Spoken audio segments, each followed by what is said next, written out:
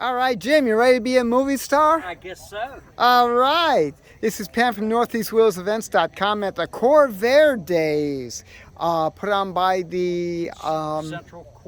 Central Pennsylvania Corvair Club. I'm glad you had to say it, not me. I always mess them up. Over at EMMR, Eastern Museum of Motor Racing. Oh, dyslexia is wonderful. Thank you. Oh, I love this stuff.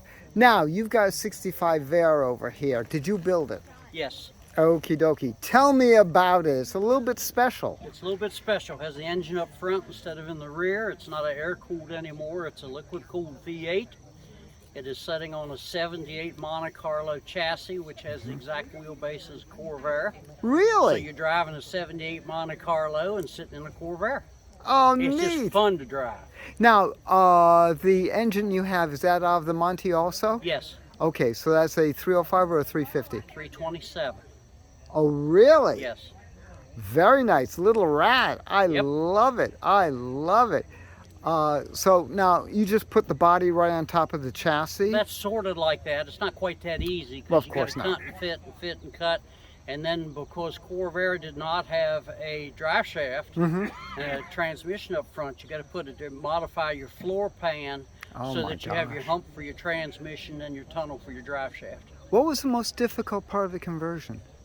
Just setting it, making everything fit and making body mounts that would securely hold it down. Wow. Just time. You know, Time. on, off, or close to on, then to go, oh, we got to cut that up, and then, you know, cut a little bit and set it back down in and fabricate. Time and patience. Patience. Oh That's my right. gosh. Well, let's take a look at your little rat up here. That sits really nice. Yes, it does. Jeez, you got plenty of room. I like that. Now I'm looking down, I see the framework over there. It goes right through because that's a full frame. Oh, that is brilliant. Just brilliant. And then the fender wells, you just had to modify. Yeah, I had to trim the bottoms. Those are the original inner fender wells of the 65 Corvair. And that's the original firewall, except that it is cut back in for the distributor. Ah, okay. I like the way you have the brakes and the steering mounted. That's very interesting. You put on electric assist power disc brakes. You've got the universal down there to run. That connects the Corvair steering wheel to the Monte Carlo steering box. Very good. Very good. That's neat. This is amazing. Now she sits a little bit higher. Wow, that's some carburetor you got under there. Yeah. What is that? That's a 4-barrel Holley carburetor. 750, 850? 650. 650, very good. And if I would have the money and could have put an LS engine in, the LS air cleaner comes out the front, and you wouldn't have had to put the cow induction on, but the cow induction actually helps the engine get fresh air forced down into it. Very good. So it is an advantage to having that. That is gorgeous. And then, of course, the radiators up front going through. Do you want to do me a favor? If you could drop the hood, I'd love to see the way this looks. Oh, that's a cool idea. I like that piece of wood. You want this out of the way? Yeah, let's see. Wow. She really sits nice, and that induction hood looks great. That is one beautiful line. Wow. This is great. Of course, you have to have the homage rat think. Oh, beautiful. You're running the automatic, okay. Yes. AC too. Almost. Almost? The heat's there, but the AC is not quite there yet, but it's coming.